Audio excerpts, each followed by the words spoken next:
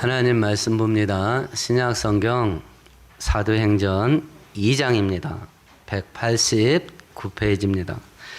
37절에서 42절까지 한 절씩 교독합니다. 그들이 이 말을 듣고 마음에 찔려 베드로와 다른 사도들에게 물어 이르되 형제들아 우리가 어찌할꼬 하거늘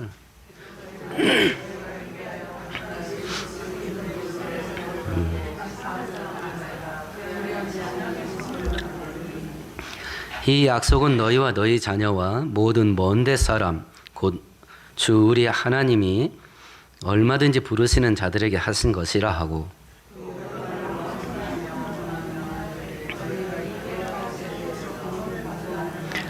그 말을 받은 사람들은 세례를 받음에 이날에 신도의 수가 3,000이나 더하더라.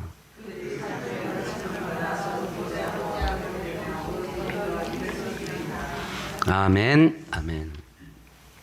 오늘 읽은 본문은요, 요엘서에 예언되어 있는 내용이 하나님께서 마지막 때에 내 남종과 여종에게 내 영을 물붓듯이 부어주리라 약속을 하셔요.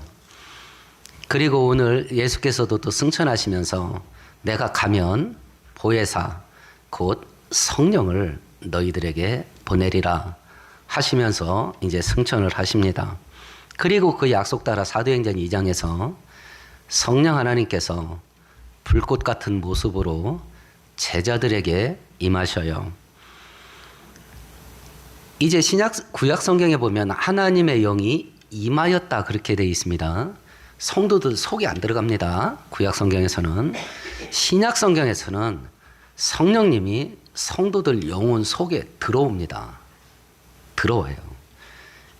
그리고 나서 이제 성령이 내주 안에 계시는 구원받은 성도들이 교회라고 하는 집단으로 모여서 이 땅 살아가면서 교회 생활, 신앙 생활, 사회 생활 이 전반의 인생살이를 할 때 이제 성령 하나님께서 성도들과 교회를 인도해 나가시는, 그래서 사도행전을 다른 말로 성령께서 이끌어 가신다. 그 역사를 기록한 책이다 그래서 성령행전이라고 부르기도 합니다. 사도신경은 우리가 교회가 무엇을 믿어야 되는가라고 하는 것을 가장 성경적이고 가장 압축적으로 기록된 게 사도신경이고요. 구조는 세 구조로 되어 있습니다. 전능하사 천지를 만드신 하나님 아버지를 믿사오며 우리 주 예수 그리스도를 믿사오며 오늘 다룰 것은 성령을 믿사오며 삼위일체 구조로 되어 있어요. 우리가 믿어야 될 믿음의 대상은 딱 하나입니다. 하나님 한 분입니다. 그런데 사도신경에서는 하나님 아버지를 믿습니다. 예수님을 믿습니다. 성령님을 믿습니다. 믿음의 대상을 세 분이라고 말해요. 야, 그럼 이게 뭐냐? 우리가 믿어야 될 대상은 하나님 한 분인데 이 세 분이 또 다 하나님이란다. 그래서 우리는 삼위일체를 믿습니다. 한 분이면서 동시에 세 분입니다. 인간의 지혜와 인간의 지성으로 삼위일체 교리를 이해 못해요. 셋이면 셋이고 하나면 하나지 하나면서 어떻게 셋이냐. 그래서 삼위일체 교리는 믿음으로 받아들이는 겁니다. 믿음으로. 오늘 성경에 성령께서 약속대로 이제 성도들에게 이제 임하시는 그 내용을 다루고 있는데, 우리가 신앙생활의 진짜 신앙생활은 성령 하나님께서 성도의 영혼 속에 들어온 날, 그날부터 진짜 시작됩니다. 그래서 이것을 여러 단어로 표현을 해요. 서로 다른 게 아닙니다. 같은 뜻이에요.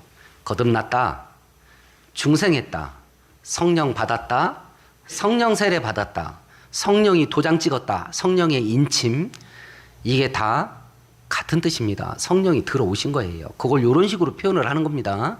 서로 다른 뜻이 아니에요.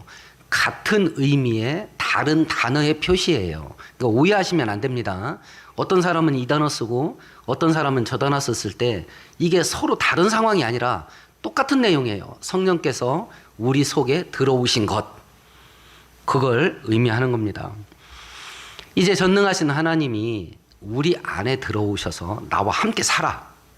나와 함께 동행하고 친구처럼 나와 함께 교제를 나누어. 얼마나 신기하겠어요? 이걸 그래서 신비한 연합이라고 말합니다. 이게 날마다 살아있으면 하나님과 매일 동행하는 신비한 인생이 시작되는 겁니다. 신비한 인생이. 근데 초대교회 때는 이 성령 하나님에 대한 교리가 밝히 드러나지 못했었어요. 초대교회 때는 이단이 주로 예수님에 대한 이단으로 집중됐어요. 그래서 초대교회 때는 예수님에 대한 교리가 굉장히 많이 이렇게 개발됐다거나 밝혀졌어요.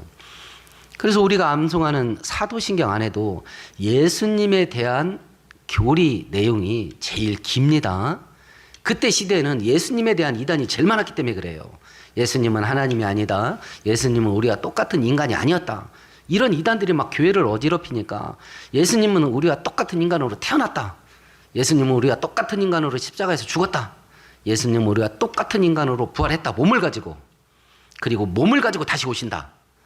이걸 계속 초대교회 때부터 고백을 했던 이유는, 그리고 이 이단과의 전쟁은 지금도 안 끝났습니다. 성경은 예수님이 우리와 같은 몸을 가지고 부활했다. 만질 수 있습니다. 도마에게 만져보라고 그랬습니다. 제자들에게 음식 남은 거 있냐 해서 앞에서 먹기도 했습니다. 그런데 그 몸은 우리와 똑같은 몸이 아닙니다. 몸은 만질 수 있는 몸은 몸인데 천국에서 살 수 있는 몸이에요. 영화롭게 된 몸입니다. 전설의 같은 얘기 잠깐 해볼게요. 제자들이 두려워서 숨어 있었습니다. 다락방에. 마가다락방으로 알려져 있고, 오순절 사도행전 2장에서 성령이 임한 그 방으로 알려져 있는 곳이에요. 제자들이 어떻게 있다 그랬죠? 창문을 닫고 문을 잠그고 있었습니다. 근데 예수님이 어떻게 하셨어요? 그냥 쑥 들어왔습니다. 부활 몸은 물리적인 과학에 제한되지 않습니다. 쑥 들어오는 거예요. 그러니까 투과한다 가죠. 그냥 지나가는 겁니다. 벽이 있어도 그냥 지나가는 거예요. 바울 사도가 이야기합니다. 부활하신 예수께서 500의 형제에게 일시에 나타나셨고 맨 나중에 나 같은 놈에게도 나타나셨다. 500의 형제에게 일시에 나타났다 그럽니다. 일시에 나타난 게 뭐겠어요? 500명이 딱 한 공간에 대형 체육관에 모여 있는데 그 자리에 딱 나타난 것이 일시에 나타난 겁니까? 아니에요. 500명이 전부 다른 장소에 있었어요. 근데 나타난 시간이 똑같아. 손오공이 털 뽑아서 훅 풀면 그 각지에 다 생깁니다. 순간이동이 가능해. 부활하셨을 때 마리아가 막달라 마리아 예수님에게 잡으려고 그랬어요. 그때 예수님이 내 몸에 손대지 마라. 내가 아직 아버지를 뵙지 못했다. 부활의 첫 열매라서 첫 열매를 하나님께 바치는 작업이에요. 내가 하나님께 아직 하나님을 뵙지 못했으니까 내 몸에 손대지 마라. 근데 조금 있다가는 제자들 보고 만져보라고 그래. 그러니까 순간에 갔다 오신 것 같아요. 천국을. 우리가 그런 몸이 되는 겁니다. 그런 몸이. 그러니까 그 수많은 성도들이 그동안 구원받았을 텐데 천국이 얼마나 복잡하겠냐. 이런 생각 하지 마세요. 그냥 쑥 지나가는 겁니다. 그 성령 하나님께서 우리를 부활시킬 때 그렇게 부활시켜요. 그래서 예수님에 대한 이단이 초대교회 때는 가장 많았기 때문에 예수님에 대한 교리에 막 초대교회가 집중할 수밖에 없어. 이단이 하도 많이 생기니까. 그런데 이 성령 하나님에 대한 교리가 활발하게 연구되고 드러나기 시작한 때는 지금으로부터 600여 년 전에 종교개혁 일어나면서부터예요. 그러니까 교리가 형성되는 역사를 보면 가장 늦게 형성되기 시작한 것이 성령에 관한 그 교리인데요. 그런데 한국 교회에 가장 크게 해악을 끼친 것이 성령에 대한 잘못된 오해예요. 잘못된 오해. 지금도 사람들을, 교회와 성도들을 미혹하고 유혹하고 잘못된 길로 빠져들게 만드는 가장 큰 역할을 하는 게 성령 사역이라는 것을 빗대가지고 사람들을 유혹하는 거예요. 그러니까 이번 주와 다음 주 설교는 좀 주의 깊게 들었으면 좋겠어요. 지금 유혹의 미끄럼틀로 가장 많이 사용되는 게 성령론이에요. 지금 첫 번째 한국교회의 성령의 오해 때문에 생긴 폐악이 뭐냐면 이게 우리나라 무당 종교하고 성령 역사하고 이게 교묘하게 짬뽕됐어. 그래서 혼탁해졌어요. 이 순결한 성령의 그 영이 섞여버렸어. 무당 종교하고. 그래서 선배 목사님이 저에게 은근히 이런 말을 해요. 한국 성도들을 상대로 할 때는 우리가 이 조상 때부터 이 무속신앙에 굉장히 이게 쩔어가지고 교회를 다녀도 이게 벗어지질 않아. 그래서 이 무당길을 한 30% 이용을 해야 목회하기 쉽대. 그러니까 성도들 보고 김 집사 내 기도해보니까 집에 먹구름 꼈던데 이래야 된다는 거야. 그래야 목사한테 못 덤빈대. 그런 소리를 가끔 해줘야 된대. 그래야 찔끔한다네. 그리고 막 봉투 준비해가지고 신방 한번 와주세요 이런데 그 무당길을 섞어야 된다는 거야. 이런 말을 목사가 할 정도니까 성도들은 오죽하겠어 이게. 이게 무당기하고 섞였다 이게. 두 번째는 신앙의 기초를 성경에 두는 게 아니라 종교적인 체험, 종교적인 감정, 종교적인 느낌 이걸 앞세운다. 이걸. 여러분 1시간 성경 읽으면 몇 장 읽으세요? 아마 빨리 읽는 사람이 20장 읽을 것이고 보통 속도로 읽으면 5장에서 10장 읽기도 쉽지 않을 겁니다. 제대로 내용을 제대로 이렇게 의식하면서 읽는다면. 그러니까 신앙의 기초를 말씀에 안 둬. 어렵고 귀찮아. 느낌은 파고잖아 그냥. 느낌 파고 와버리잖아 그냥. 그러니까 신앙을 그쪽으로 가. 그렇게 만드는 게 성령 사역이야 또. 그렇게 만드는 게요. 세 번째는 신앙의 기초를 하나님께 안 둬. 하나님께 안 두고 기복신앙 땅에 거 잘 되는 거, 땅에 거 많이 받는 거 이런 쪽으로 끌어가는 패단이 생겼어요. 성령에 대한 오해 때문에. 여러분들이 요즘 유튜브를 보게 되면 성령사역, 치유사역, 그리고 귀신을 쫓는 축사사역 한다는 사람들이 굉장히 많이 방송 띄웁니다. 제가 젊은 사람들을 무시하는 건 아닌데 요즘 전도자 무슨 사역자 해가지고 그 젊은 놈들이 기가 막히대. 이게 말도 안 돼. 성경을 알면. 근데 사람들이 미친 듯이 따라가. 그래서 목사님들이 조심해라 이렇고 성경적으로 분석을 해주면 지들은 그런 능력이 없고 은사가 없으니까 질투한다고. 종교적인 개딸이 습디다 또. 달라져서 막 개 뜯어먹듯 뜯더라고. 성경적으로 그걸 잘 분별해주는 목사님들을 또 공격하더라고. 이게 사리 분별이 없어. 사리 분별이. 그래서 굉장히 위험한 시대가 됐고 우리가 이걸 분별하는데 굉장히 깨어 있어야 될 때가 된 것 같아요. 과거에는 이단이나 사이비가 하나 생기면 그것이 있는 그 주변에만 영향을 미쳤다고. 근데 지금은 인터넷 스마트폰 생기면서요. 이게 빛의 속도로 전 세계로 퍼져버리는 거야. 빛의 속도로. 오늘 성경은요. 성경을 통해서 성령에 대한 오해, 이런 오해가 있다라고 하는 걸 먼저 좀 살펴보려고 합니다. 우리가 성령 하나님을 제대로 알고 성령 하나님과 제대로 동행하면서 신앙생활하게 되면 능력 있는 신앙생활, 승리하는 신앙생활, 풍성한 신앙생활, 그 신비한 인생을 살 수 있어요. 이런 은혜 속에 들어가는 우리 모두가 되기를 축원드리겠습니다. 성령 하나님에 대한 첫 번째 오해가 1장 사도행전 1장 8절입니다. 같이 읽어보십시다. 오직 성령이 너에게 임하시면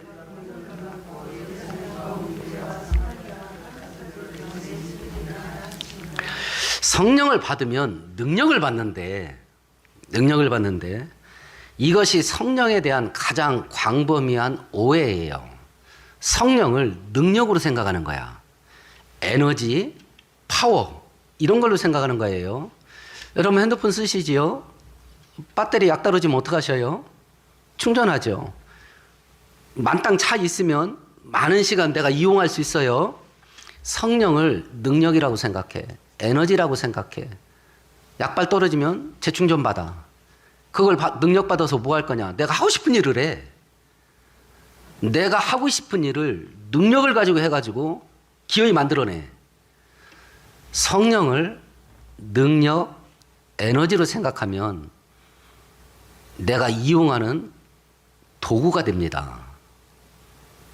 내가 이용하는 도구가 돼. 그래서 소위 성령 사역한다는 사람 그 유튜브를 보면 성령 받아가 지 하고 싶은 일에 막 휘둘러 버리잖아. 성령님을 자기 하인으로 부려요. 이용한다고. 그러니까 자기가 원하는 걸 만들어내는 도깨비 방망이로 성령을 이용을 해요. 왜냐하면 능력이니까, 에너지니까. 될 수 있으면 만땅으로 받아가지고 능력 가지고 내가 원하는 거 하는 거야. 이것이 성령에 대한 제일 큰 오해예요. 근데 성경은 뭐라고 말하냐면 성령을 믿사오며 이래요. 성령은 하나님이에요.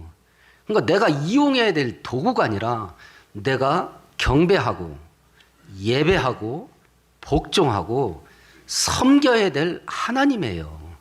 그래서 우리가 사도행전 읽어보면 성령이 어떻게 하고 하나님의 영이 어떻게 하고 예수의 영이 어떻게 하고 전부 다 순종하고 복종하고 따라가잖아요. 왜냐하면 하나님이기 때문에 그렇습니다. 근데 성령을 능력이라고 해버리면 이건 내가 이용하는 도구가 돼버려. 지금 성령 사역한다는 그리고 치유 사역한다는 은사 사역한다는 많은 사람들이 성령을 도구화해요. 도구화합니다. 그래서 자기가 원하는 걸 해내는 도구로 이용을 해.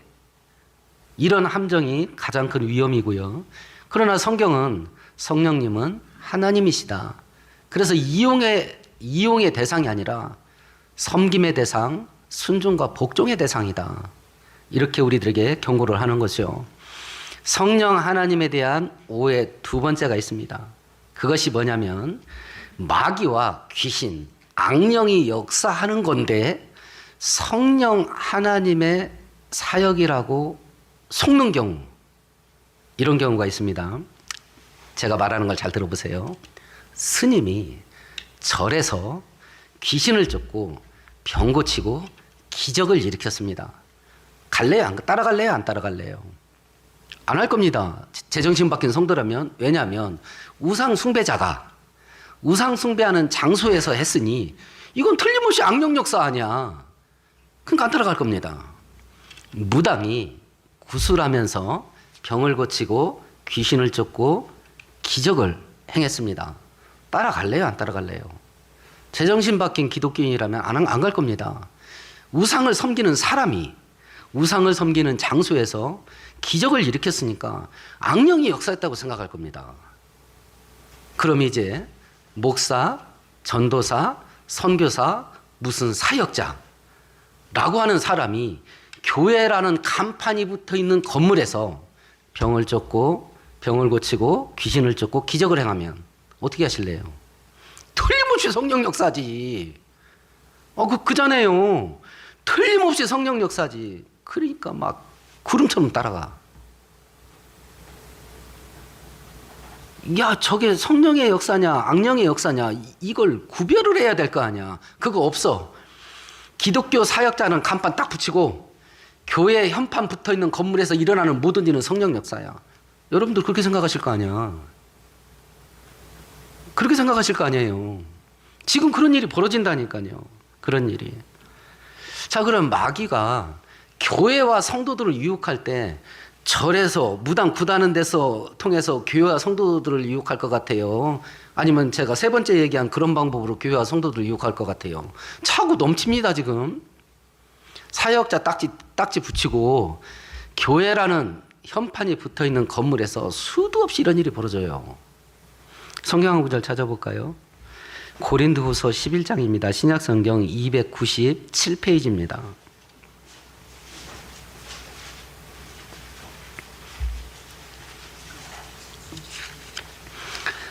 고린도후서 11장 14절, 15절 같이 읽습니다.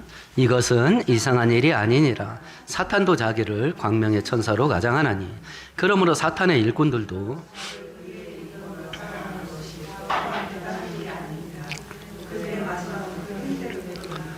사탄도 빛의 천사로 자기를 변장시킨대요. 그래서 사탄의 일꾼인데 하나님 일꾼, 의의 일꾼인 것처럼 포장을 하고 나타나서 교회와 성도들을 유혹을 한다요. 이미 초대교회 때부터 있던 일이에요, 이게. 이미. 그러니까 우리가 이게 마귀가 주는, 악령이 역사하는 기적, 악령이 역사하는 능력, 마귀가 주는 개인적인 감정과 느낌, 이걸 진짜 분별해야 된다니까요. 본인이 점검해야 돼. 본인이. 열왕기상 22장에 보면요, 가장 극렬하게 우상을 숭배했던 북쪽 이스라엘의 아합 왕이 신앙의 임금으로 칭찬받았던 남쪽 유다 왕국의 여호사밧과 군사 동맹을 맺고 아람과 전쟁을 하려고 이제 출전 준비를 다 마쳤습니다. 그런데 이 전쟁을 통해서 하나님이 계획했던 게 있어요. 아합이 극렬하게 우상 숭배를 하니 이 전쟁에 출전해서 전사해서 죽게 하려고 하나님이 작정을 하셨어요.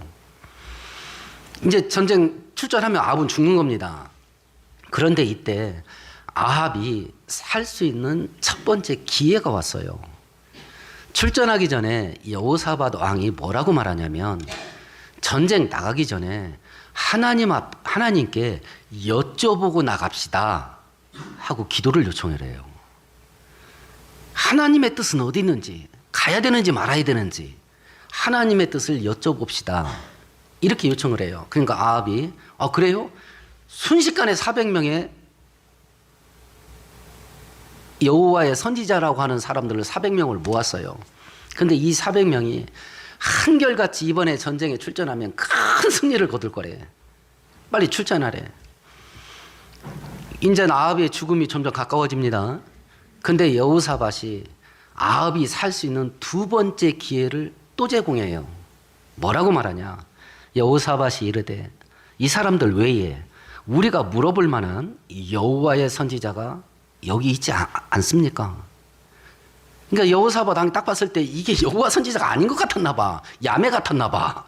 그죠? 사이비 같았나 봐요. 그러니까 뭐라고 말하냐면, 진짜 여호와 선지자 없습니까? 그 사람한테 또 한 번 물어봅시다. 아합 왕이 살 수 있는 두 번째 기회였어요. 그러니까 이번에는 맨날 쓴소리하는 미가야 선지자라는 선지자를 억지로 불러옵니다. 진짜 선지자 없냐고 그러니까. 근데 이 미가야 선지자가 와서 당신 출전하면 죽습니다, 이 말을 했을 때 거짓 선지자가 했던 일이 있어요. 성경 한 구절 찾아보십시다. 구약 성경 556페이지입니다.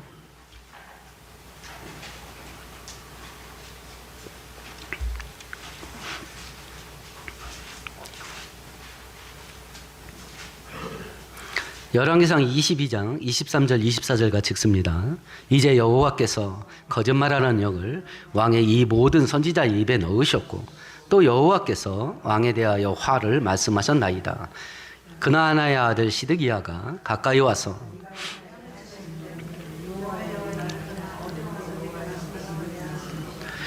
하나님께서 거짓말하는 악령을 저 400명 거짓 선지자에게 보내서 지금 거짓말하고 있습니다. 당신 나가면 반드시 죽습니다. 그러니까 거짓 선지자 우두머리던 시드기야가 미가야 선지자 뺨따구를 날리면서 뭐라고 말했냐면, 내 속에 있는 여호와의 영이 언제 빠져나가서 네 속에 들어갔냐, 이렇게 말했습니다. 그러면 지금 시드기야가 예언을 하고 있는데 자기 속에 뭐가 있다는 걸 알고 있는 거예요. 어떤 영이 들어왔다는 걸 시드기야가 알고 있는 거예요. 어떤 영적인 존재가 자기 속에 들어와 있는 걸 이 시드기야가 알고 있어요. 근데 본인은 뭐라고 생각해요? 하나님의 영이라고 생각한다니까? 그걸 철떡같이 본인이 믿고 있는 거예요. 근데 실상은 뭐였어요? 하나님이 보낸 거짓말하는 악령이었거든요. 근데 본인은 그게 여호와의 영인 줄 알고 있어. 그래서 분별해야 된다니까요. 우리를 영적으로 종교적으로 미혹하고 유혹하는 악인들 가운데요, 두 종류가 있을 겁니다. 첫 번째 종류는 자기가 하나님 안 믿은 걸 자기가 알아. 자기가 사단을 믿어. 악령을 믿어. 그런데 말로는 성령님 성령님 하면서 하나님 일꾼인처럼 행세를 해. 이렇게 해서 사람들을 유혹을 해. 이런 가짜가 있을 겁니다. 자기도 알아. 자기가 하나님 안 믿어. 자기는 오히려 자기가 믿는 우상의 신을 믿어. 근데 성령님 팔아가지고 사람들을 유혹해. 이런 가짜가 있을 겁니다. 둘째는 시대가 같은 사람이 있을 겁니다. 실상은 악령에 이용당하고 있는데 본인은 철떡같이 성령인 줄 알아. 본인은 철떡같이 성령인 줄 알아. 그러니 얼마나 용감하게 사역을 하겠냐고. 얼마나 눈에 목숨을 걸고 그 일을 하겠냐고. 이게 성령님 순종하고 하나님 기뻐하는 일인데, 근데 실상은 마귀에 조종당하고 있거든요. 이런 경우가 있을 거예요. 마태복음 7장에 보면 거짓 선지자 예수님이 마지막 때를 이야기하면서 마지막 때에 거짓 선지자들이 할 수만 있으면 큰 기적을 행해서 택한 백성들을 미혹하리라 라고 하면서 이런 말을 해요. 그날에 많은 사람들이 나더러 주여 주여 우리가 주의 이름으로 선지자 노릇을 하며 주의 이름으로 귀신을 쫓아내며 주의 이름으로 많은 권능을 행하지 아니하였나이까 하리니 그때 내가 그들에게 말하되 내가 너희들을 도무지 알지 못하나니 불법을 행하는 자들아 나에게서 떠나가라 하리라. 이 거짓 선지자들이 어떤 일을 했어요? 큰 기적을 행했다니까. 큰 기적을. 그런데 예수님은 그들에게 뭐라고 말했어요? 그거 불법이라고 했어요. 그럼 이 사람들이 큰 기적을 행한 능력을 어디서 받은 거예요? 마귀한테 받았다니까. 근데 본인들은 꿈에도 몰라. 본인들은 하나님의 일꾼이라고 철석같이 믿고 있어. 이런 일들이 이 시대에 난무하는 거예요. 이 시대에. 그럼 이걸 어떻게 분별하냐? 그러므로 너희는 열매를 보아 알리라. 이랬거든요. 소위 말하는, 그러니까 여러분들도 나를 관찰하셔야 돼. 저놈이 진짜 제대로 된 목사인지 아닌지, 제가 하는 말, 제가 하는 행동, 제가 여러분들을 어떻게 대하는지 그걸 관찰을 해야 된다니까. 두 가지 잣대를 쓰시면 됩니다. 쉬운 거예요. 조금만 주의를 기울이면 됩니다. 첫 번째, 윤리와 도덕적인 삶이 있는가 없는가. 돈 문제, 음행 문제, 준법 정신, 세상의 법도 안 지켜. 세상의 법도 안 지켜. 제 후배가 개척을 하면서 상가를 얻었어요. 그래서 이런저런 것 때문에 관청에 가서 신청을 하는데 그분이 교회를 다니나 봐요. 목사님, 이런 거 하면 안 되십니다. 지금 저희 관내에 교회 중에 70%가 불법을 합니다. 건축법상 불법이라는 거야. 그러니까 자기가 교회 다니니까 말도 못하고 환장하는 거야. 근데 또 그거 하겠다고 온 거야. 여기서 말하는 세상 법을 지키는 건 하나님의 법에 위배된 걸 이야기하는 게 아닙니다. 우리나라 교회가 일제시대 때 신사참배를 결의를 했습니다. 그때 당시 일본이 우리 국가를 대신하는 거니까 국가의 법이야. 신사참배해라. 그때 한국 교회는 극렬하게 저항했습니다. 왜 법을 안 지키는 거야? 하나님 법에 위배되니까 그렇지. 그런 건 저항하는 겁니다. 근데 일상적이고 상식적인 국가의 법도 안 지켜. 이 세 가지를 보는 겁니다. 윤리적이냐, 도덕적이냐, 준법 정신, 상식적이냐. 이건 그냥 누구나 보면 되잖아요. 아, 나 그래서 그 금산에 있는 정명석 그 인간 대단하고 생각한다니까. 그렇게 수많은 여자들을 그렇게 만들어 놨는데도 지금도 추앙하잖아. 아니, 제가 어떤 그 젊은 아가씨하고 호텔에서 나와봐. 여러분들이 저를 놔두겠냐고. 아닙니다. 그 지하에 커피숍에서 상담했습니다. 그거 믿겠어? 가짜뉴스가 금방 다 퍼질 거 아니야. 근데 이단은 끝까지 자리 지켜. 감옥에 가 있는데도 안 떠나. 그러니까 보통 악령이 역사하지 않으면 그런 일이 어떻게 벌어지냐고. 그런 일이. 두 번째, 한 단계 더 뛰어넘어서 거룩하고 의로운 게 있냐, 경건한 게 있냐? 요 잣대 딱 보면 웬만한 거 다 걸러져요. 웬만한 거 다 걸러집니다. 근데 그것도 안 해. 그러니까 망할 자가 있다니까. 속인 자는, 사기친 자는 사기친 죄로 형벌을 받을 겁니다. 사기당해서 싹 날렸어. 국가가 보상해 줍니까? 속은 책임은 자기가 지는 거야. 속은 책임은. 미혹에서 교회와 성도들을 멸망의 길로 끌고 간 자 하나님이 반드시 심판할 겁니다. 근데 속은 넘어갔어. 신천지로 가고 하나님 교회로 가고 정명석교회로 가고 통일교로 가고 갔어. 어떡할 거야? 아, 저는 그게 진짜인 줄 알았거든요. 이러면 어떡할 건데? 속은 책임은 본인이 지는 겁니다. 근데 지금은 미혹의 영이 너무 왕성하게 활동을 하니까 진짜 지금은 조심해야 될 때예요. 지금은.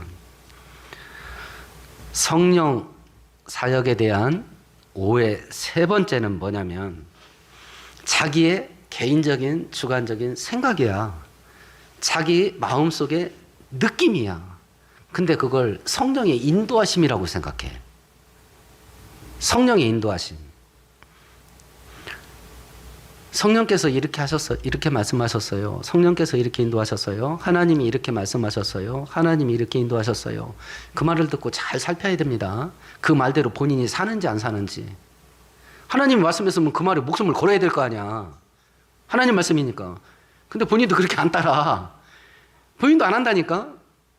그리고 금방 다른 걸 하면서 하나님이 다르게 말씀하셨어요. 또 이런다. 본인의 느낌이야, 그게. 본인의 개인 감정이라고. 근데 본인은 그게 성령의 인도함이래. 그러니까 그게 금방금방 바뀌지. 만일 진짜 성령의 인도하심이고, 만일 그게 진짜 하나님의 인도하심이면 목숨을 걸어야죠. 사도행전 말기에 보면 성령께서 바울 사도에게 예루살렘에 올라가라고 합니다. 근데 그 성령께서 너 올라가면 죽는다 그랬어요. 근데 바울 사도가 뭐라고 합니까? 내가 나의 달려갈 길을 다 마치고 선한 싸움을 싸우리라 그러잖아요. 그게 성령의 인도하시면 목숨을 걸어야지 지가. 근데 금방 바뀌어. 그러면 하나님도 다르게 말씀하셨대. 이걸 하나님이 기쁘시지 아니하는 것 같다는 거야. 그럼 두 가지 현상이 일어나요. 첫 번째, 신앙이 약하거나 불신자가 들으면 하나님이 이랬다 저랬다 하나님, 변덕스러운 하나님이라고 생각하기 십상이야. 두 번째, 자기 감정, 느낌도 통제하지 못하는 영적인 지극히 어린 자인데 야, 전이는 하나님하고 지통전화하나 보다, 직거래하나 보다 이렇게 하고 사람들이 추종해. 이런 현상이 일어난다니까. 이게 성령 사역에 대한 큰 위험 세 가지예요. 이것이. 그러면 성령님이 대체 뭐냐? 성령님이. 첫 번째, 성령님은 하나님입니다. 성령님은 하나님이에요. 우리 성경 한 구절 찾아보십시다. 마태복음 28장입니다.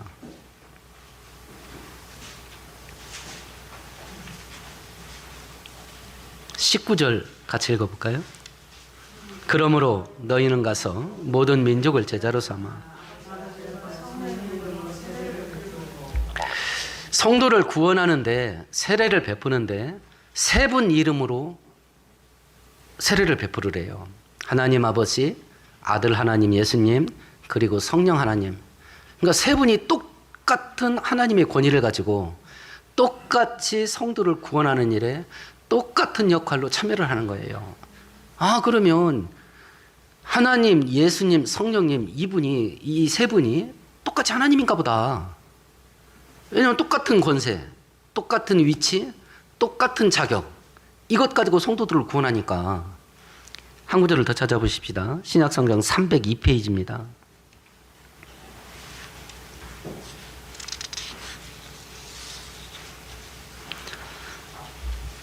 고린도후서 13장 13절입니다. 같이 읽습니다. 주 예수 그리스도의 은혜와 하나님의 사랑과 성령의 교통하심이. 이게 목회자의 축도로 쓰는 구절이에요. 목회자의 축도로 쓰는 구절입니다. 성도들을 축복하고 성도들에게 은혜를 베푸는데 축복의 근원은 하나님 한 분이에요. 근데 성도들에게 축복을 선포를 하는데 세 분의 이름으로 동시에 해요. 그래서 초대교회가 하나님은 세 분인데 이 세 분은 또 한 분이다. 여기까지 밝혀낸 거예요. 근데 이걸 인간의 지성에 이해되게 설명할 수는 없어. 신비의 영역에 속하니까. 신비의 영역에. 그럼 성령님은 하나님이시만 영이야. 우리가 영은 어떤 존재로 존재하는 어떤 형태로 존재하는 게 영일까 했을 때 제일 쉽게 떠오르는 게 공기, 가스, 기체 이런 쪽으로 많이 현재 우리가 생각할 수 있는 것 중에는 그것밖에 없어. 이 영의 형태가 어떤 형태인지. 근데 성경은 뭐라고 말하냐면 그 성령님이 살아계신 인격체래. 인격체. 인격체는 감정이 있고 자기 뜻, 의지가 있고 그리고 지성이 있어요. 그러니까 뭐가 가능하냐면 교통이 가능해. 타자와. 제가 인격체니까 똑같은 인격체인 여러분들과 하고 말도 하고 같이 어울리기도 하고 교제가 가능한 거예요. 인격성, 지정의 이걸 갖고 있는 것이 창세기 때에 하나님이 인간을 만들 때 하나님의 모양과 형상을 따라 만들었다라고 할 때에 사람에게 부여하신 하나님의 모양과 형상 중에 한 부분이에요. 인격성이. 성령은 영인데 인격을 갖고 있다. 자기 감정, 자기 지성, 그리고 자기 의지. 그래서 사도행전 읽어보면 성령이 막으시더라. 성령이 이렇게 하라고 지시를 하고 자기 의지가 계셔요. 의지가. 바울 사도가 이야기합니다. 너희가 성령을 근심하게 하지 마라. 감정이 있으셔. 우리가 불순종의 길을 갈 때 성령, 우리 안에 있는 성령 하나님이 근심해. 얘가 이러면 안 되는데 근심을 해. 성령을 근심시키지 말고 성령을 기쁘시게 해라. 기쁘시게 해라. 고린도전서 2장에서는 오직 하나님의 성령으로 이것을 우리들에게 보이셨으니 성령은 모든 것 곧 하나님의 깊은 것이라도 다 통달하시느니라. 모든 걸 다 알고 있어. 지성이 있어. 지성이. 그래서 우리와 교제하고 친교하고 동행하고 이게 가능한 거예요. 이게. 그 성령 하나님께서 하나님이시기에 갖고 있는 가장 큰 장점이 있죠. 창세기 1장을 볼까요?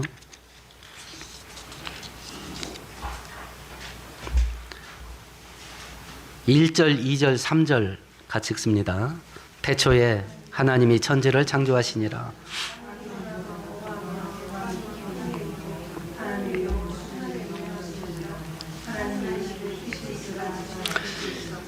(1절에는) 하나님 아버지가 나오셔요. (2절에는) 하나님의 영, 성령이 나오셔요. (3절은) 하나님의 말씀, 가라사대, 이르시대가 있어요. 요한복음 1장을 보면 태초에 말씀이 계시니라. 이 말씀이 하나님과 함께 계셨으니 이 말씀은 곧 하나님이시라 라고 하시면서 이 말씀이 세상에 인간으로 오신 예수님이었다 그래요. 그러면 3절에 예수님이에요. 말씀 되신 예수님. 천지를 창조하는 첫 구절 1절, 2절, 3절에 세 분 하나님이 동시에 거론돼요. 우리 인간이 이해할 수 있는 하나님의 능력의 최대치, 이게 뭘 것 같아요? 우리 인간이 이해할 수 있는 하나님의 능력의 최대치, 그거 이상은 우리 이해도 못해. 그게 우주 창조예요. 말로 만들어 버렸으니까. 우리가 육신적인 상태에서 이해할 수 있는 하나님의 능력의 최대치는 우주 창조예요. 그러니까 우리의 믿음의 그 한계선을 우주 창조까지 높여야 돼. 맨날 지구, 내 주변, 내 집안, 내 직장, 내 사업장, 내 애새끼들 이렇게 해가지고 막 이거 어떡할 거냐 이거 이러면 하나님의 능력이 쪼그라들어 버려. 이것도 안 될 것 같아. 이것도 안 될 것 같아. 근데 하나님의 능력을 지금 이 땅에 살면서 우주 창조 영역까지 확대해버리면요, 믿음의 폭발이 일어나요. 안 될 게 뭐가 있대? 그렇잖아요. 안 될 게 뭐가 있대요? 말로만 우주를 만드셨다는데. 그래서 그 능력이 역사하면 능력의 그림자만 스쳐도 기적은 일어나는 겁니다. 바로 그것 때문에. 근데 그 성령 하나님이 하나님이시니까 전능한 거예요. 전능하신 성령 하나님이 지금 우리 속에 들어와 계시대. 그래서 성령 충만받고 그 이후에 제자들이 겁을 잃어버린 거예요. 겁이 사라진 거야. 이제 이 성령께서 어떻게 성도들 속에 들어오시고 성령이 우리 안에 들어와서 어떤 일을 펼쳐나가시냐라고 하는 것은 다음 주에 살펴볼 건데요. 오늘은 성령의 오해, 이걸 꼭 기억하세요. 첫 번째는 성령은 하나님의 능력, 에너지, 파워 이런 게 아니다. 하나님이다. 그러니까 이용해 먹으려면 안 된다. 섬기고 순종해야 될 복종의 대상이다. 두 번째, 마귀와 귀신이 역사하는데 그걸 성령 역사로 속을 수 있다. 분별해야 된다. 세 번째, 자신의 개인적인 생각, 개인적인 느낌을 성령의 인도함으로 오해할 수 있다. 오해할 수 있다. 그래서 신앙생활의 기초는 자기 개인의 느낌, 감정 혹은 주변 환경 돌아가는 거 보고 이거 하나님의 뜻이다 아니다. 환경을 통해서 분별할 수도 있지만 환경은 죽을 자리인데 하나님의 뜻은 내가 그곳에 가는 것일 수도 있어요. 이런 일들이 비일비재하기 때문에 신앙의 기초는 하나님의 말씀에 두는 겁니다. 하나님의 말씀에. 그리고 그 성령 하나님은 인격적인 분이시기 때문에 나와 동행하고 나와 함께 살고 나를 인도하시고 이끌어 가신다. 그래서 성령 하나님을 가까이 하면 능력 있는 신앙생활, 승리하는 신앙생활, 풍성한 신앙생활을 할 수 있게 된다.